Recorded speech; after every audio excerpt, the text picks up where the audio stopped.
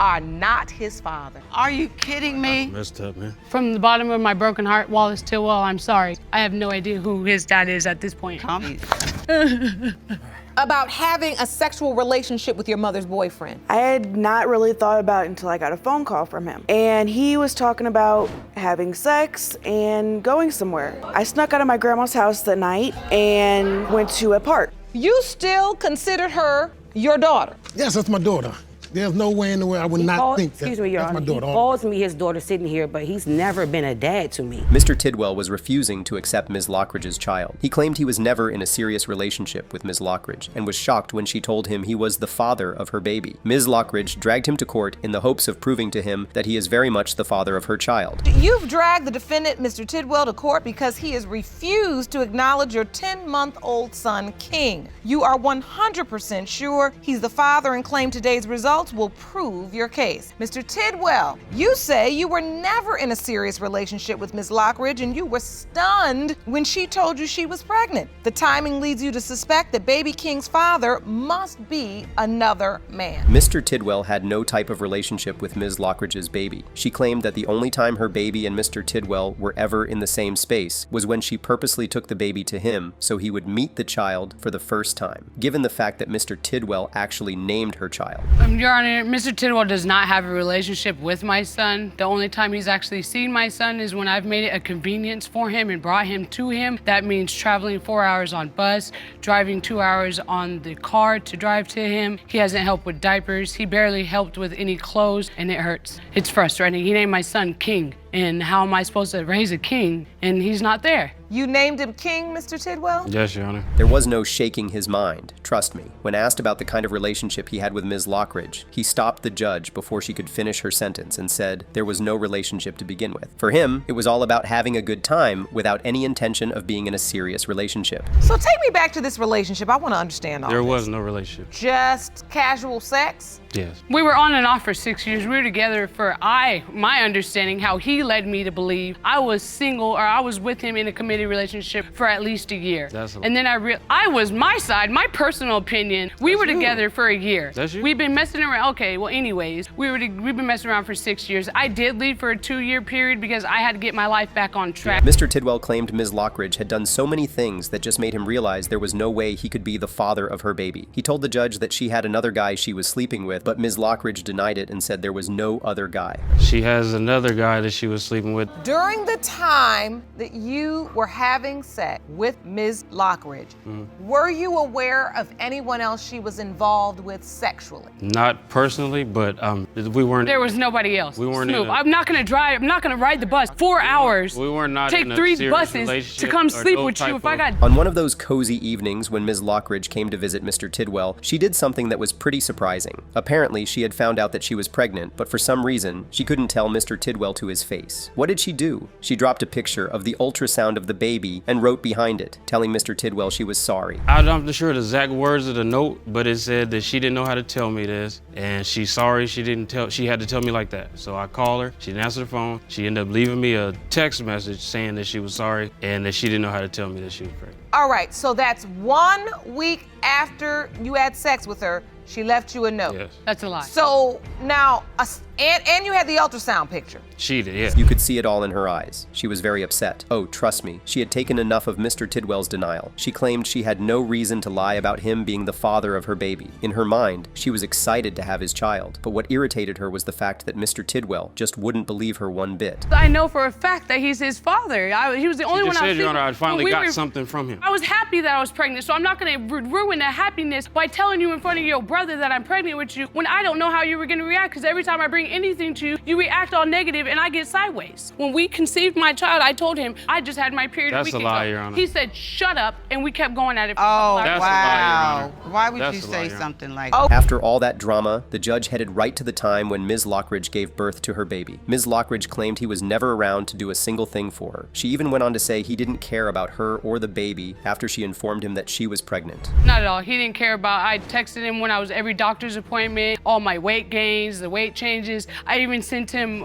voice recordings of the heartbeat, all that, like the works. When I had my son, I was in labor for 36 hours completely by myself, to the point where the nurse that was with me, she had to call the doctor and ask the doctor if she could stay with me because I was by myself. When you need someone to back you up in a courtroom, the best person to bring is your mother, and that was the case with Mr. Tidwell. There was no denying the fact that his mother definitely didn't like Ms. Lockridge. She claimed Ms. Lockridge was obsessed with her son and was willing to do and say anything to be with him. She is very obsessed with my son. I'm not obsessed. I was in love with him. All she talks about is how much she wants to be with him and how she's got a prayer closet at home for him. One day he's gonna be her husband. Well, you know, this is just obsession, really. But he has admitted, Mom, to being intimate with Ms. Lockridge. Yes. So why is it so far-fetched that he could be King's biological father? Ms. Lockridge claimed she asked Mr. Tidwell and his mother if they wanted to spend some time with her child, and they agreed. But Mr. Tidwell and his mother remembered the situation differently. They claimed she just dropped the baby off and disappeared without saying anything. You call them and say, can you keep King? I said, did you want to spend time with your son? Because I'm fixing to go take a modeling shoot in Nevada. No, hang out with my cousin. She just dropped the baby She off. came to I visit didn't. and brought him to visit. While she was visiting, she decided to leave. Yes. Okay. Not called. There wasn't. During the visit? Yes. Just up and left. Yes. No, I didn't. We didn't see her for 2 That's a weeks. bull-faced lie. I don't care what you say, bro. On my mama, bro. I told them. Oh. Their drama had definitely gone on for way too long. It just kept going from bad to worse in the courtroom. The results are in, and the judge is ready to get to the bottom of the situation. Who do you think the father is? Mr. Tidwell,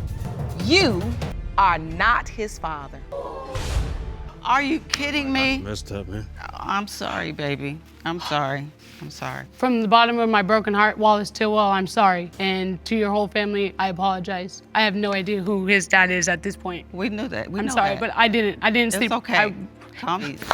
Ms. Alston was desperate to find out who her real father was. She initially met Mr. Holmes at the age of 15 and is now in court to prove that he is her father. Mr. Holmes, on the other hand, believed there was no way he could be her biological father. He claimed her biological father was the man on her birth certificate. Ms. Alston, you've come to court to prove to the defendant, Mr. Holmes, whom you first met at the age of 15, that you are his biological daughter. Yes, Your Honor. Mr. Holmes, you say there's no way she's your child, and today the DNA will prove your case. You say her biological father is David Alston, the man who is on her birth certificate and paid child support for her. Ms. Alston started her story by telling the judge that her mother and Mr. Alston, the man who is her current dad, were initially married. She claimed that even though Mr. Alston's name was signed on her birth certificate, Mr. Holmes had always been like a father figure to her.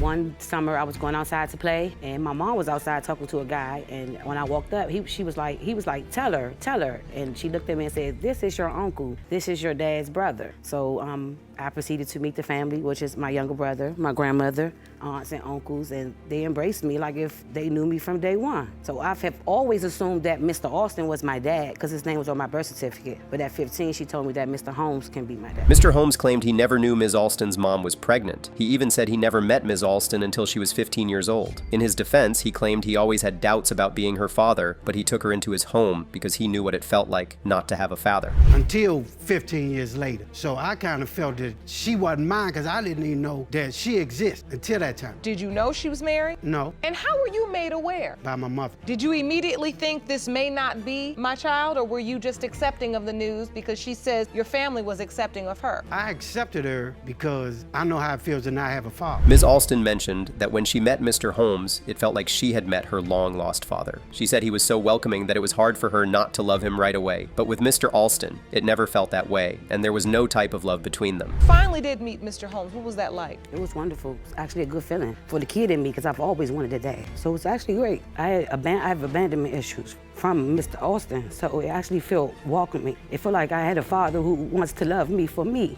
So it felt wonderful. So what was your relationship like with Mr. Alston? Explain that.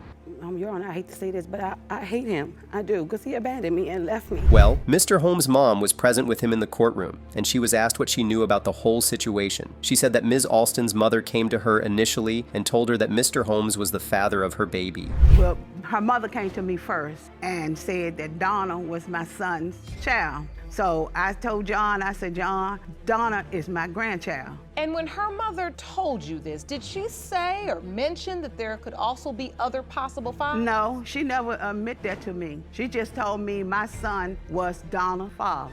And I believed it. I mean, it was only right that the judge asked Ms. Alston if her mother ever gave her some clarity as to who her real father was. She claimed her mother told her that her father was Mr. Holmes, and she went with it because he was more of a father figure to her than Mr. Alston, who her mother was married to. Did she ever give you a reason? She never did. She's never. Did you ever ask her? No, I never asked. So you just when she told me and I met Miss Jenny, when they took me in as a family, I just ran with it because she said he was my dad. Did you run with it because you had such a difficult relationship with Mr. Alston? Yes, Your that Honor. you just needed somewhere to run? Yes, Your Honor. Mr. Alston finally walks into the courtroom. For him, everything that was going on felt like a dream. He always believed Ms. Alston was his daughter, and he is just getting to find out that there is a possibility he might not be her father. 15 years ago? No, I just found out now. So you're saying that up until recently, you still considered her your daughter? Yes, that's my daughter. There's no way in the world I would not think that Excuse me, Your that's my Honor. daughter. He calls me his daughter sitting here, but he's never been a dad to me. He's never been a dad. I don't recall no But phone she calls. says she tried to have a relationship with you and you rejected her. No, Yes. Ms. Alston was furious that Mr. Alston never acted like a father to her. He was claiming he had been paying her child support since her birth, but she stopped right there and told him it wasn't about the money and she needed a father. Money is minor. Where's the love? Where's the care? Where's the time? Where's the Christmases? That's what we're here for. That's what we're here for. We're not here about money. We're talking about 15 years, though. We're talking about actually 16 after years. After 16 years, you said you had another father after Who's 16 been years. more of a father to me But than I'm you just have, saying, why and you you didn't signed come the to birth me? certificate. Why didn't you come to me 15, 16 years ago? Why should I come to you? We You're could the have done father. this 16 years ago. You're the parent. I'm the child. Well, the suspense is finally over, and the hassle of who the dad of their child is about to be revealed. It's been a bumpy and funny ride with Mr. Holmes and Ms. Alston. All eyes are on the judge as she unleashes the truth. Mr. Holmes, you are not Miss Alston's father. Mr. Alston, you are not Miss Alston's Get father. the... Why she do that? Lord have mercy. Oh, my God. Sit her down, man. Oh, my God. Sit down, Miss. Oh, Oh, my God. I'm so sorry, Miss Alston. There was a lot of tension in the courtroom as regards this particular situation. A lot of hearts were broken, and all that was left was to determine who the father was. Mr. Pace was going to be devastated if he found that the results from the DNA were not in his favor. What was worse for him was the fact that his girlfriend cheated on him with his best friend. Mr. Pace, you say you will be crushed today if DNA results reveal you are not the biological father of your son, Prince. Yes, Your Honor. You maintain that the defendant betrayed you by cheating with Prince's second possible father, your best friend. Yes, Your Honor. Now, Ms. Fobbs, you say you were caught between the man you're in love with and his best friend. Yes, Your Honor. For Mr. Pace, everything was at stake. He was going to lose 3 separate relationships if it turned out that he wasn't the father. The one he has with his girlfriend, the one he has with his best friend, and the relationship he had built with the child in question. I would say 3 relationships: the relationship that I have with Miss Fobbs, as well as the relationship that I have with Mr. Randolph, also the relationship that I have with Prince. So there is a lot on the line for me. That's my little man. We watch TV together. I'm feeding him cereal in the morning. He's like my real little buddy, and he looks up to me, and I don't want to let him down, basically. The relationship between Mr. Pace and Ms. Fobbs started as a really beautiful one. They initially met in traffic, and he got her number from there. Before you know it, they went on a couple of dates, and things kicked off from there. Anyone who heard the story would automatically wish they were the ones in such a situation. It was so beautiful to listen to. But then, the dark days came. I pulled over, actually, and we had a conversation. I ended up getting her phone number. We went out on a few dates. We kind of bonded real quick. She ended up moving in with me and Mr. Randolph. Shortly after her moving in, she became pregnant. Once we found that out, being that she wanted her own space, we ended up moving into another spot together. And that's where I've been ever since, as far as in the relationship with her. It was time for Ms. Fobbs to answer the allegations of how her cheating started. Apparently, she moved in with her boyfriend and his best friend, and that's where it all began. She claimed that the cheating escapade happened only once with Mr. Pace's best friend, and it was because he was always away at work. As a feeling of neglect. The situation with me and Randolph was a mistake, a big mistake, the worst mistake I think I ever made, because I've never intentionally set out to hurt Byron in any way. I just want this to be okay. I want everything to stay the way it is. I don't want us to separate the situation or anything. So when you say you took this as neglect, The magic question was finally asked, and everyone wanted to know how Ms. Fobbs ended up sleeping with Mr. Pace's best friend. Mr. Pace said was in a very heated argument with Ms. Fobbs when she dropped the bombshell on him. That's interesting. We were actually in a heated argument at the time that it occurred, but it kind of just got blurted out to me that Mr. Randolph could be a potential father for Prince. wait a minute. So you're in a heated argument as a couple, and just out of the blue she yells, and by the way, your best friend could be Prince's father? Correct.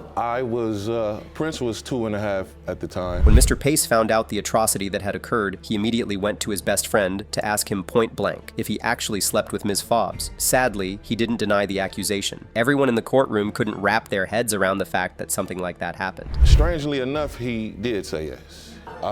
So Mr. Randolph, I just have to ask, how could you sleep with your best friend's girl? Well, to answer that, Your Honor, I wasn't in the right state of mind. We both was intoxicated. You know, he was out promoting clubs, and she used to come home from the club intoxicated. Now Mr. Randolph, the best friend who could also be a potential father to Ms. Fobbs's child, submitted a picture of him and the child, claiming that there was a resemblance between him and the baby. But Ms. Fobbs said she couldn't see any type of resemblance when she looked at the picture. You think you look pretty much exactly alike? Little characteristics, forehead maybe, mouth, but When you look at this picture, Ms. Fobbs, do you see any resemblance? No, I don't. None. None. Do you see a resemblance to Mr. Pace? Yeah, he looks like Byron more than he looks like Randolph. I see my nose a little. Well, the suspense is finally over, and the hassle of who the dad of the child is about to be revealed. It's been a bumpy and funny ride with Mr. Pace and Ms. Fobbs. Who is the father going to be? Mr. Pace, you are not his father. Oh, man. So sorry. That's not what I wanted to hear. I'm so sorry. It's not right. Do you need to sit down, Mr. Pace? Are you okay? I'm okay. I promise you, by the end of this case, you will be left in shock. Ms. Holthouse was in court, having no idea who the father of her child was. Here's the crazy thing. She thinks the defendant, who is her mother's boyfriend, is the father of her child. Mr. Chenault admitted to sleeping with his girlfriend's daughter, but claims he isn't the father. Ms. Holthouse, you are here to prove paternity of your 3-month-old son, Zayden. Yes, Your Honor. Shockingly, you confess it's either a man you shared a sexual relationship with who wants nothing to do with your child, or the defendant who happens to be your mother's boyfriend. Now, Mr. Chenault, you are Ms. Holthouse's mother's boyfriend. Yes, Your Honor. There was only one question to be asked, and that was how Mr. Chenault found himself getting into a sexual relationship with his girlfriend's daughter. She claimed it all started as a text message, and from there, things got pretty intense. It started out as a text message, Your Honor. I received wasn't supposed to come to me, and a word was misspelled. It was a word. A few days later, she had on tight clothing, no little skirt, breast out, and next thing you know, one thing led to another. We started flirting with each other back and forth. Things just escalated from there. Wait a minute. Did you ever think in your mind this is inappropriate? Oh, there was a lot of truth to be revealed in the courtroom. The judge initially thought the text message was meant for someone else, but Ms. Holthouse told her that wasn't the case. She claimed the message was actually intended for Mr. Chenault. It was meant for him, but my mom was sitting right beside me when I texted him this. So I was asking him when he's gonna come over. Did you have any thoughts, intentions about having a sexual relationship with your mother's boyfriend? I had not really thought about it until I got a phone call from him. And he was talking about having sex and going somewhere. Trust me, it was really hard for the judge to keep her cool. The whole situation was just beyond irritating. When Ms. Holthouse sent the text to her mother's boyfriend, he didn't stop the whole situation from proceeding. To make things even worse, their sexual relationship went on for over 6 months. So how long did this sexual relationship last? It was about 6 months. 6 months? Yes, sure. Did your mother have any idea this was going on? She didn't have any idea until Mr. Chenault and her got locked up and he got out while he was in jail. How did she find out? She had kind of manipulated both of us, saying that I told her about what we did and I never said anything, and she said that he told her about what... The situation gets even worse. While Mr. Chenault was having a good time with Ms. Holthouse behind her mother's back, he was also still very much in a sexual relationship with Ms. Holthouse's mother. We did, and he never said anything. And who confessed? Actually, I confessed. You did? Yes, ma'am. Were you also still sleeping with her mother during that time? Yes. Now you know that's just nasty. Yes, Your Honor. Ms. Holthouse, how were you sneaking around behind your mother's back with her boyfriend? When Ms. Holthouse found out she was pregnant, as you would expect, she kept it a secret from her mother. She wasn't particularly sure who the father of her child was because she was sleeping with Mr. Chenault and another man. So tell me what happened. Well, at the moment I did not know, but as my mom was pregnant with my sister, my sister is Mr. Chenault's daughter, and she was... Wait, how old is her daughter? She's about to turn 11 months. How old is your child? He is 3 months. 3 months. When you find out you're pregnant, whose child do you think it is? At the moment, it could have been 2 guys. Well, we all had to hear from Ms. Holthouse's mother, or should I say girlfriend, in Mr. Chenault's case. Now she walked into the courtroom looking very disappointed in both her boyfriend and her daughter. She went on to talk about how she caught them, and trust me, it was mind-blowing. Your intuition told you something was going on. Right, because my daughter was acting funny. What was she acting like? If I was sitting on the couch next to Mr. Chenault and I would get up to go to the bathroom, she would get up out of the chair across the room to sit by him. Oh, no, she didn't. Now you have a 10-month-old child by Mr. Chenault. I did tell you the case would leave your jaws dropping from your mouth. Well, the results from the DNA tests are in, and it's time to see how brutal they are going to be. Get ready, because here it comes. Mr. Chenault, it has been determined by this court. You are not. Thank you, Your Honor. I can hear you breathe a sigh of relief, Miss Bogardis. I do think that we all need counseling. Well, I'm glad you brought that up. Miss Holthouse, what are you gonna do?